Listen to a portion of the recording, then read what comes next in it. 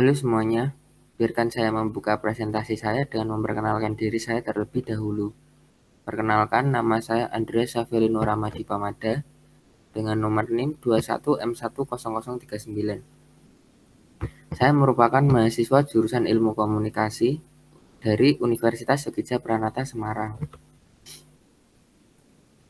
Bullying juga dapat digambarkan sebagai perilaku yang dapat merugikan anak lain, menyebarkan desas-desus tentang menyakiti korban, melakukan serangan fisik atau verbal, dan dengan sengaja mengecualikan anak dari kelompok tertentu. Terkadang tidak mungkin membedakan arti bullying dan candaan, karena keduanya bisa lucu atau prank sebagai anak korban. Namun ada garis yang sangat jelas antara bullying dan bercanda. Bercanda merupakan salah satu bentuk komunikasi dan interaksi sosial bagi anak. Bercanda bisa mempererat tali silaturahmi antara anak karena bisa tertawa bersama dan menjadi dekat.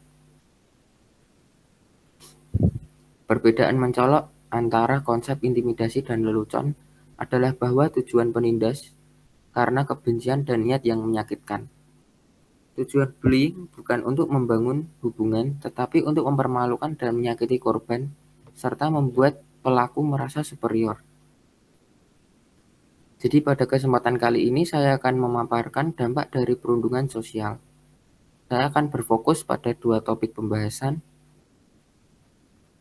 Saya akan mulai dengan menjelaskan bentuk dari perundungan sosial. Akan diadakan sesi untuk bertanya. Setelah presentasi saya juga akan membagikan salinan dari materi saya di akhir pembicaraan saya. Banyak bentuk bullying yang dapat terjadi di lingkungan sosial anak, antara lain, 1. Penindasan fisik. Bullying fisik adalah tindakan intimidasi yang bertujuan untuk mengontrol korban melalui kekuatan pelaku. Contoh bullying fisik antara lain tendangan, pukulan, tamparan, dorongan, dan serangan fisik lainnya. 2. Ada penindasan verbal. Bullying verbal adalah bullying yang menggunakan kata-kata kasar, pernyataan, nama, atau panggilan telepon. Hasil penelitian menunjukkan bahwa bullying verbal dan julukan yang buruk dapat memiliki konsekuensi serius bagi korban dan meninggalkan bekas luka emosional yang dalam. 3. Serangan hubungan. Agresi hubungan adalah intimidasi emosional yang sering gagal diperhatikan oleh orang tua dan guru.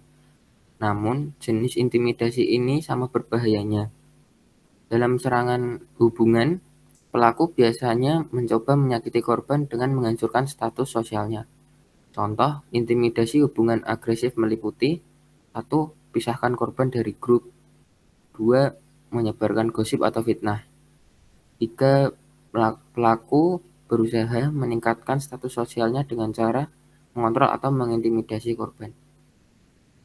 Dan yang keempat, ada cyberbullying. Cyberbullying adalah jenis bullying yang terjadi di dunia maya. Ini adalah jenis intimidasi yang paling tidak diketahui orang tua dan guru. Pelaku menggunakan media online untuk melecehkan, mengancam, mempermalukan, dan menggertak korbannya. Perilaku bullying ini bisa terjadi di mana saja, mulai dari lingkungan sosial, rumah, sekolah, bahkan dunia maya. Oleh karena itu, disarankan agar orang tua terus memantau aktivitas anaknya agar tidak menjadi korban bullying di Indonesia. Perilaku atau fenomena perundungan atau bullying ini dapat terjadi dengan penyebab yang sangat beragam. Berkaitan dengan penyebab munculnya perilaku ini, tidak serta-merta hanya melihat dari satu sisi saja, melainkan harus melihat dari semua pihak yang terlibat. Dari pihak pelaku, biasanya pelaku perundungan melakukan perilaku ini karena beberapa hal yang bisa saja berbeda-beda dari satu individu ke individu lain. Menjelaskan bahwa beberapa hal yang bisa menjadi penyebabnya, seperti merasa bahwa pihak lawan menjadi sebagai ancaman atau bahaya. Adanya keinginan untuk memiliki power sehingga dapat lebih berkuasa, balas dendam, hingga adanya trauma masa lalu yang belum terselesaikan. Dari sisi korban, selain pelaku perundungan juga dapat disebabkan oleh beberapa hal, yang berkaitan dengan atau berada pada diri korbannya. Beberapa penelitian menunjukkan bahwa korban perundungan atau bullying karena memiliki karakteristik psikologis tertentu, seperti sering mengalami emosi negatif berupa kesedihan, marah, hingga insecure. Pada kasus tertentu, individu yang menjadi korban perundungan cenderung memiliki suatu sisi yang lebih baik daripada pelaku, sehingga pelaku merasa dalam bahaya jika bersaing dengan korban, seperti lebih skillful, cekatan, pintar, dan sebagainya. Bystander, saksi atau bystander yang melihat perundungan dapat berperan dalam keberlangsungan perilaku perundungan itu sendiri. Bystander yang tidak bertindak atau hanya diam saja ketika perundungan terjadi cenderung meningkatkan perilaku bullying tersebut.